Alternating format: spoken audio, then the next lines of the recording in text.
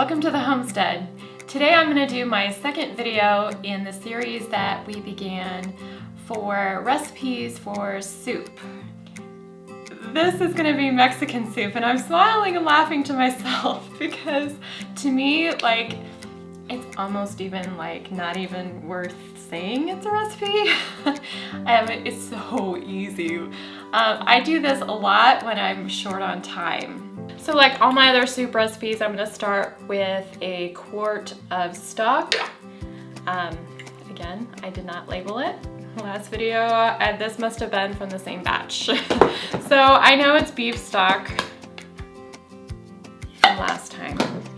So this is just honestly the same way I started before. I just put my beef stock, and again, I'm using Neuchatel cheese. I've found that with cream cheese or the lower fat version Neuchatel cheese, I'm able to make a lot of different kind of creamy recipes with this, and it takes up very little room in the cooler. So that's why. Plus, I just think it's really versatile. Okay, so all I have is stock, and I'm putting a package of Neuchatel cheese in it. And I'm gonna heat it and do the same thing as I did before. Okay, and I'm also gonna add a jar of salsa.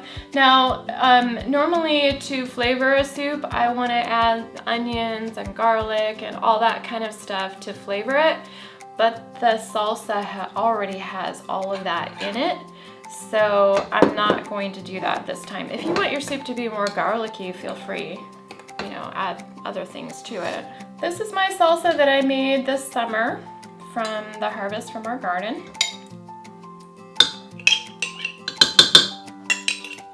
If you do not like really spicy food, make sure you get a really mild salsa, because this is going to be a spicy soup because you're using a lot of salsa.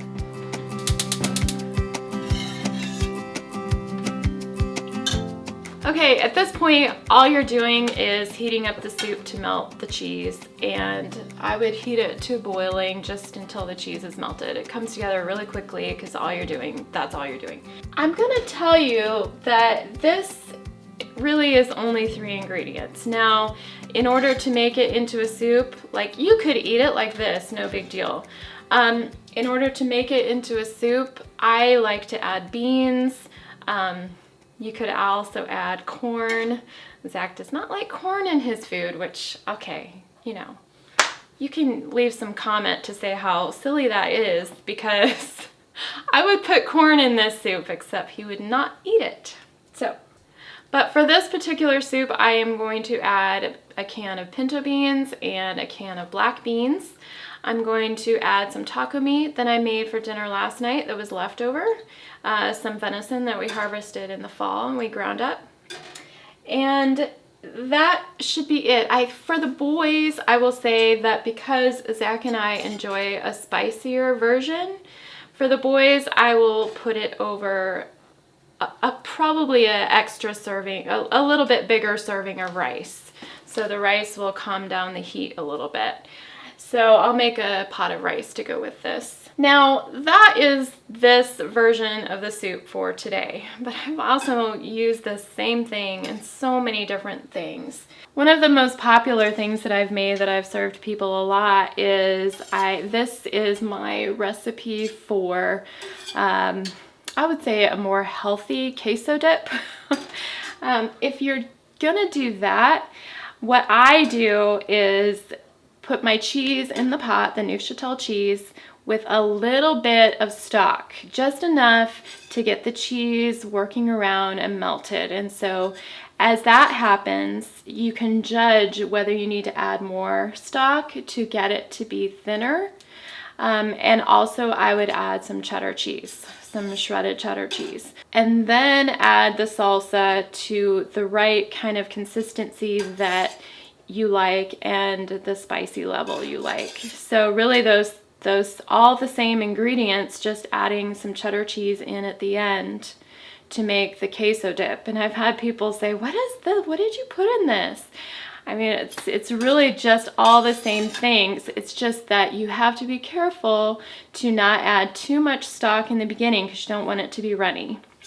So that, I would also use that same queso as enchilada sauce.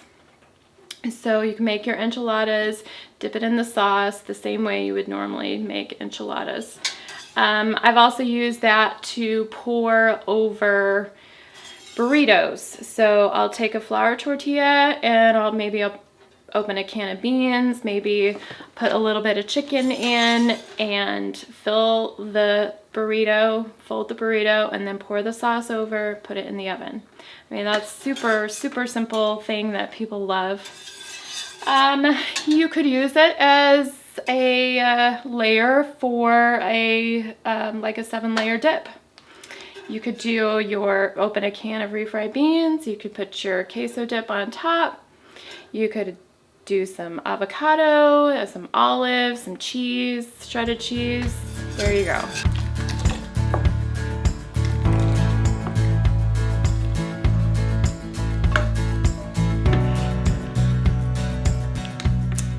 Zach is fond of coming to me every day asking me what's for dinner. Well, I mean, he's learned over the years of marriage that I really don't name a lot of the food I make.